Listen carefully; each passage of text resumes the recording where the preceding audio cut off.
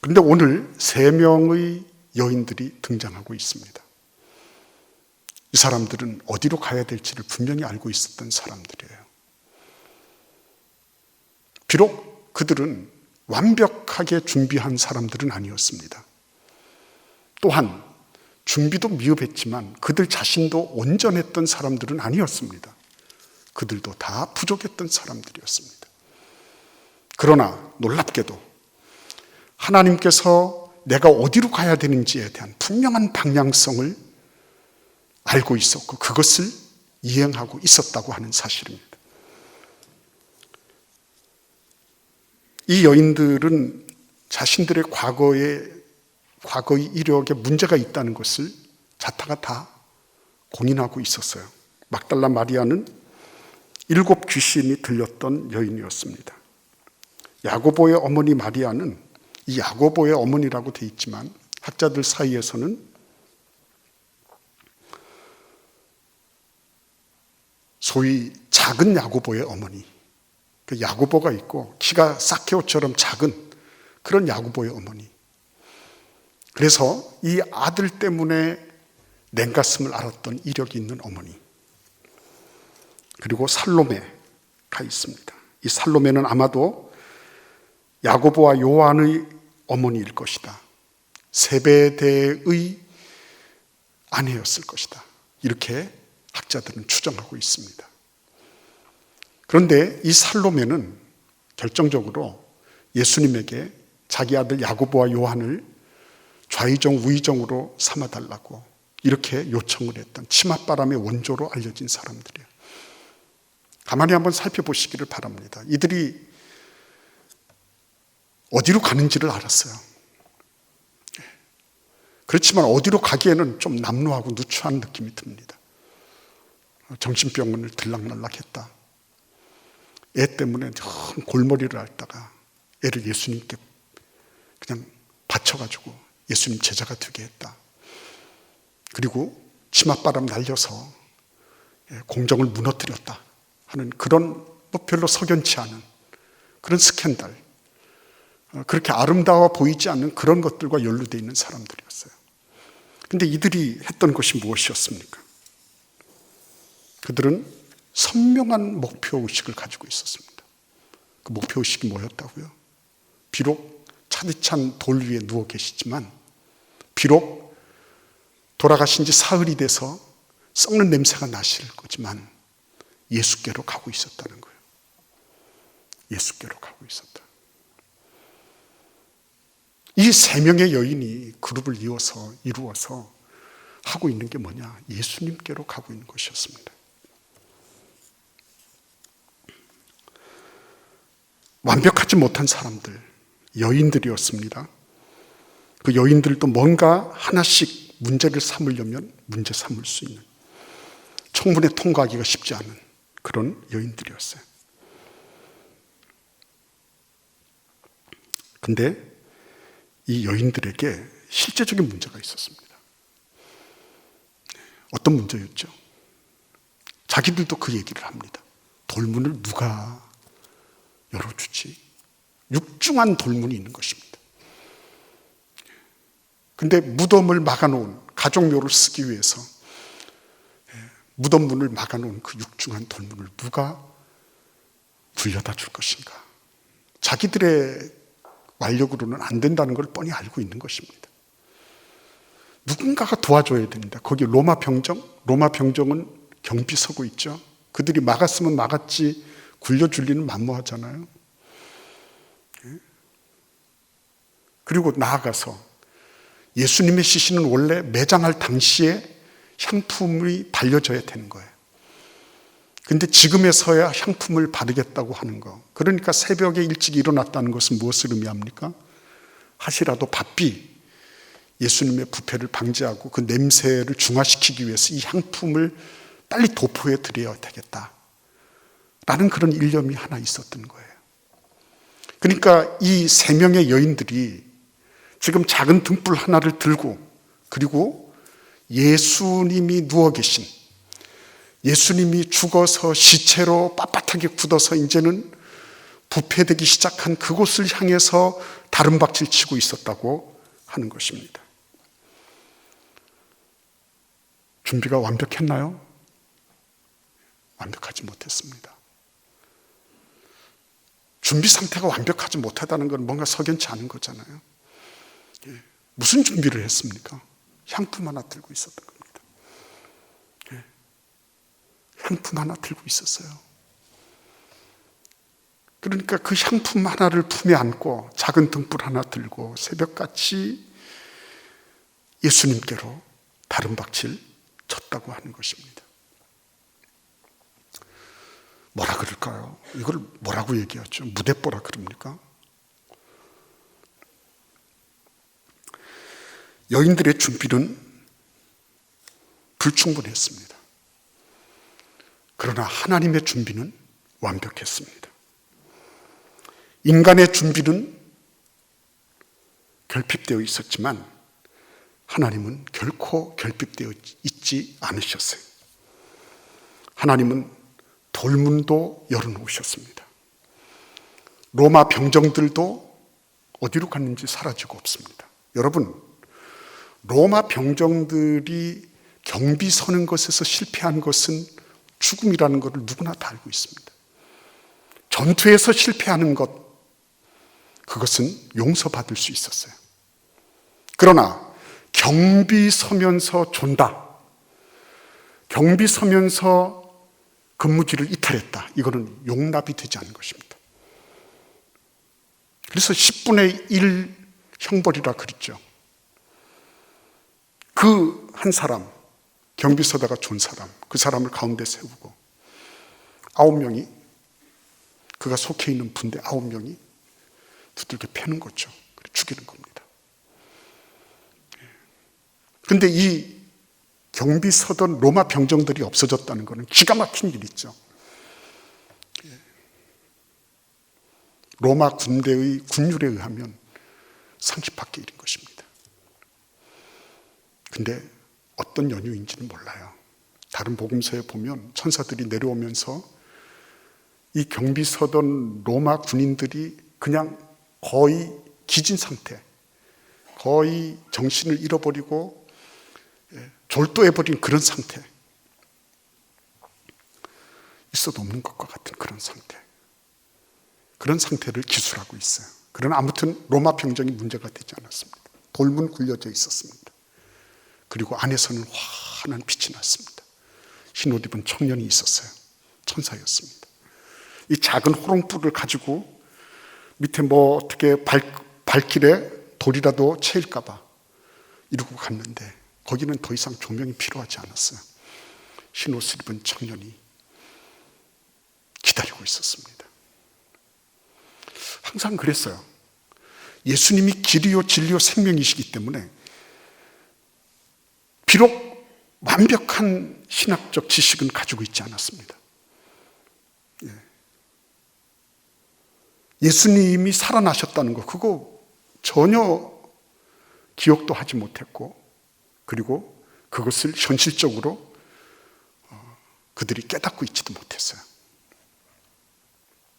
그리고 여전히 앞에는 돌문부터 시작해서 이런저런 문제들이 있었습니다.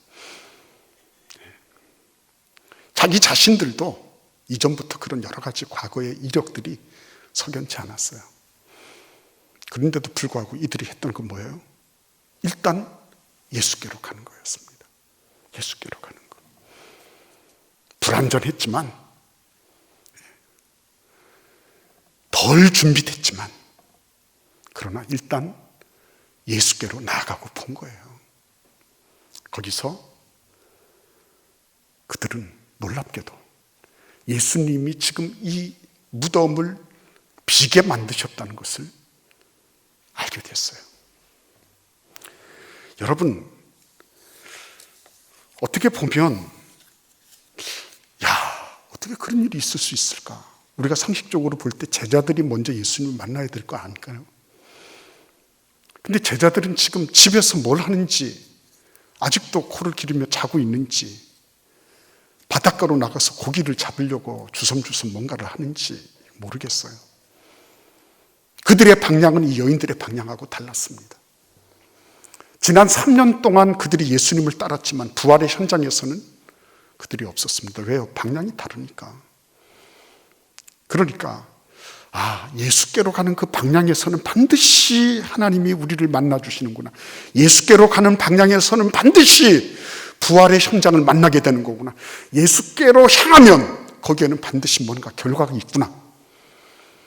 그것을 마가는 힘주어서 말하고 싶었던 거예요. 봐라, 보십시오.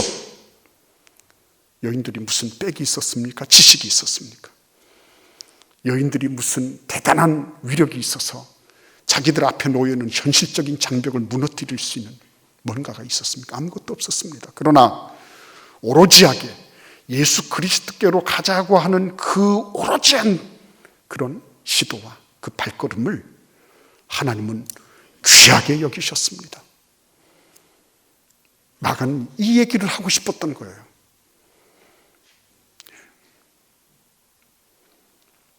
마가가 하고 싶은 얘기는 다른 게 아니었습니다.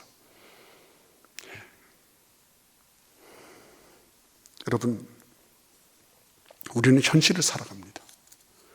그래서 현실에 많은 경험을 가지고 있고 지식을 가지고 있습니다. 제자들도 그랬겠죠. 우리는 예수님을 다 알아. 우리는 예수님이 하신 말씀도 다 기억하고 무슨 일을 하셨는지 다 알아. 그런데 뭐예요? 다 아는데.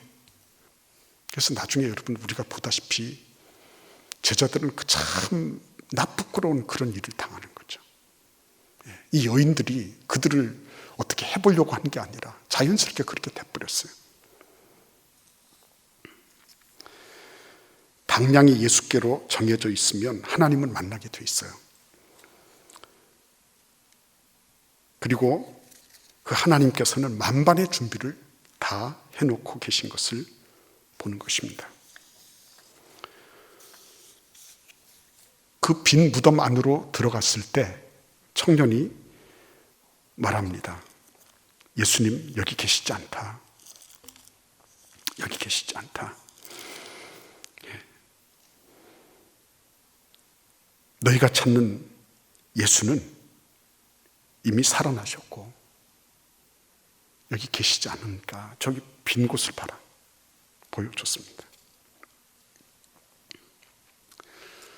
이 천사가 얘기하는 걸 잘 들으셔야 됩니다. 너희들이 그렇게 준비가 덜 돼가지고 뭐 할래? 준비가 덜 돼서 어떻게 할래? 너희들이 그 병정들을 어떻게 하려고 해봤니? 돌문을 굴리기 위해서 사람들도 좀 사고 그래야 되는 것 아니었어? 이렇게 말하지 않았습니다.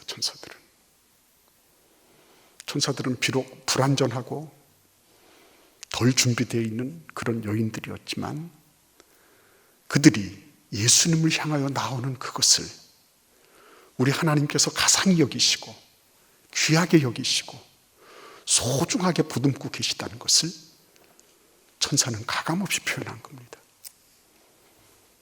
너희들 번지수를 잘못 찾았구나. 너희들에게 진작에 얘기했지. 예수님은 늘 순환을 예고하실 때마다 부활하실 거를 꼭 짝을 맞춰서 말씀하셨지. 아이고 이런 바보들. 이렇게 하지 않았어요. 비록 모자랐습니다. 비록 부활하신 예수님을 단박에 찾아내지를 못했습니다. 그러나 모자라고 부족하고 안타깝지만 그럼에도 불구하고 자기들이 할 수 있는 향품 하나를 들고 예수님을 만나려고 새벽같이 온 이 여인들을 하나님은 실패했다고, 잘못됐다고, 정성이 부족하다고 탓하지 않으셨어요.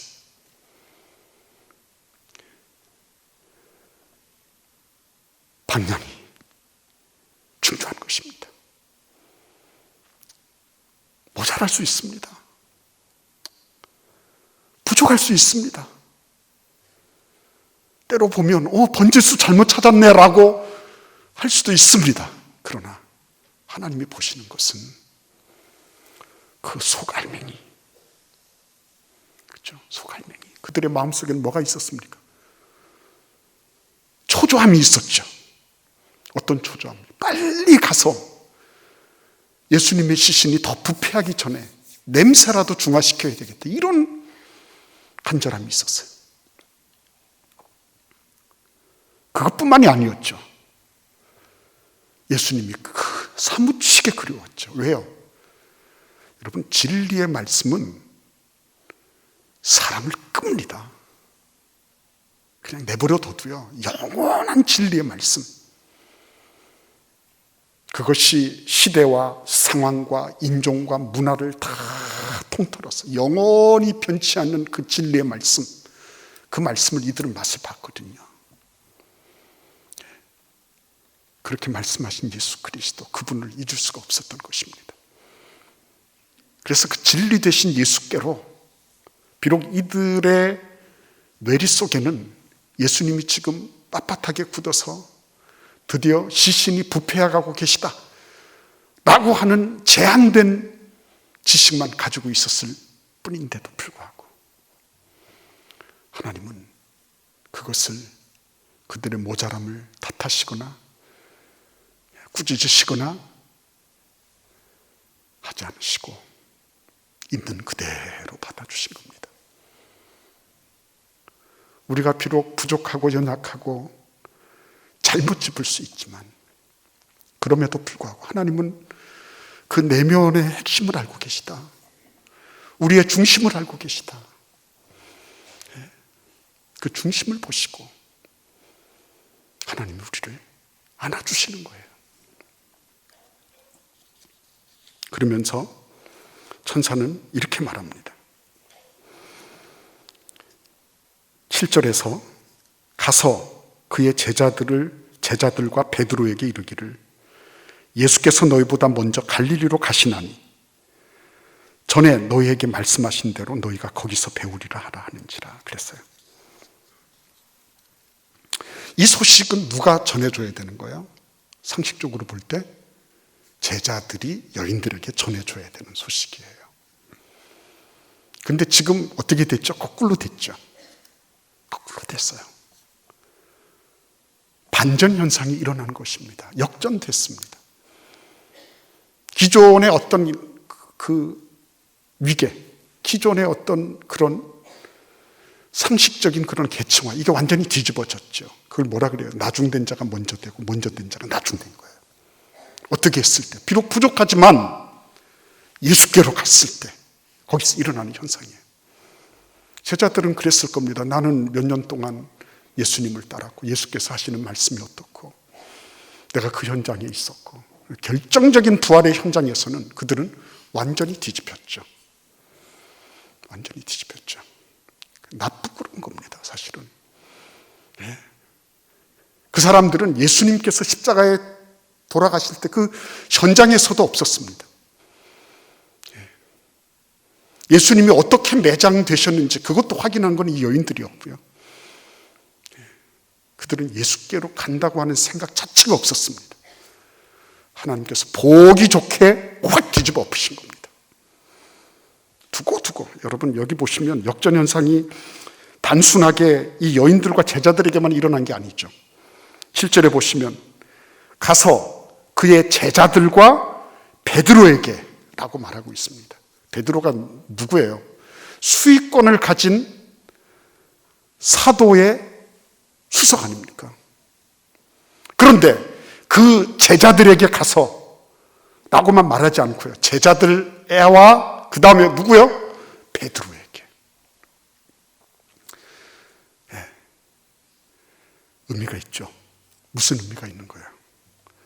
베드로를 제자들하고 떼어놨을 뿐만 아니라 베드로를 뒤에 거명하고 있는 거죠. 제자들 사이에서도 전복이 돼버린 겁니다. 지금까지 가지고 있었던 통념이 확 바뀌어버린 거예요.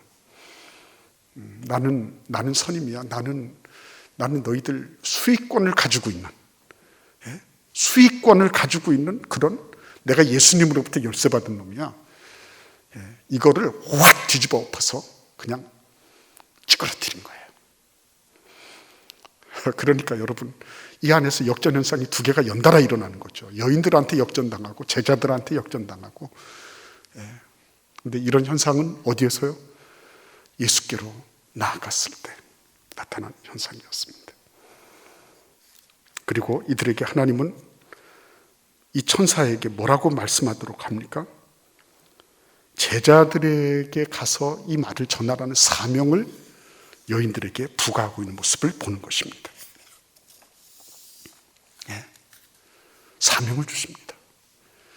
예수께로 나아간 사람들에게 하나님은 이곳에서 일해야 할 무엇이 있다는 것을 가르쳐 주세요. 그냥 가만히 있는 제자들에게는 사명이 없잖아요. 그 사람들은 내가 있는 곳에 그냥 그대로 있으면 무슨 사명감이 주어지고 해야 될 일들이 나타나겠습니까? 그런데 예수께로 나갔던 이들에게 하나님은 사명을 주십니다. 너희는 가서 말씀을 상기시켜라. 말씀을 회복시켜라. 그들의 저 의식, 저 변방에서 휘돌고 있는 예수님 부활 사건에 대한 그 말씀을 명징하게 드러내고 그것을 그들의 삶에 노출시켜라. 그래서 사명을 주신 겁니다. 예수께로 나아갔을 때, 그분에게로 방향을 잡고 나아갔을 때 비록 부족하고 비록 한계 있고 잘못되어 있는 그런 모습도 있었지만 하나님은 그것을 아랑곳하지 않으시고 그들을 그냥 현장의 목격자로, 증인으로만 본 것이 아니라 이 모든 통념을 확 바꾸시고 그리고 사명을 주셔서 너희가 가서 전해라. 사명감도 없이 전전긍긍하며 먹고 살 궁리만 하고 있는 그 제자들에게 네가 가서 부활의 소식을 전해라. 그러니까 여러분, 이 부활의 증인들이 된다고 하는 것이 이게 무슨 대단한 뭐가 있어서가 아니구나. 그냥 나에게 있는 그대로를 가지고 예수께로 가는 거죠. 길이요 진리요 생명이신 예수께로 그냥 가는 거죠. 그때 하나님께서 일을 하시는 거예요.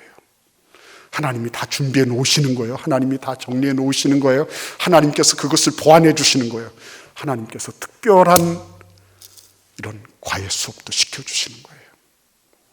오늘 우리 하나님께서 이 놀라운 부활의 증인으로 우리를 놀라운 부활의 사명자로 그렇게 삼아주시고 우리를 그렇게 쓰시기를 원하고 계신 것입니다.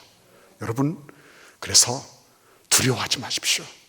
하나님, 내가 비록 부족하더라도. 이들이 40일 금식하고 빈무덤으로 간 게 아니에요. 우리가 부족한 거 하나님은 다 알고 계세요. 그러나 예수께로 가고자 하는 그 마음을 우리 하나님은 다 읽고 계신 거예요. 그분의 진리대로 내가 살아야 되겠다. 그분의 진리의 방향으로 가야 되겠다. 하나님은 그것을 깊이 보고 계신 것입니다. 거기에 응답하면 하나님이 이 여인들이 누렸던 이 놀라운 역사를 우리에게도 경험하게 하시고 이 여인들이 경험했던 그것에서 지나서 두고 이 여인들의 얘기가 지금 우리에게 전해주고 있는 것처럼 우리도 저렇게 살아야 돼. 그러면 되는 거구나. 그죠? 그래서 뒤에 오는 많은 이들에게 우리가 믿음의 증인이 되고 믿음으로 살아간 표본이 되는 그런 은혜와 축복이 있게 하실 줄 믿는 것입니다. 여러분, 강하고 담대하십시오. 그래서 그분에게로 방향 잡고 우리가 그냥 힘차게 나아갈 수 있기를 기원합니다. 기도드리겠습니다. 고마우신 주님,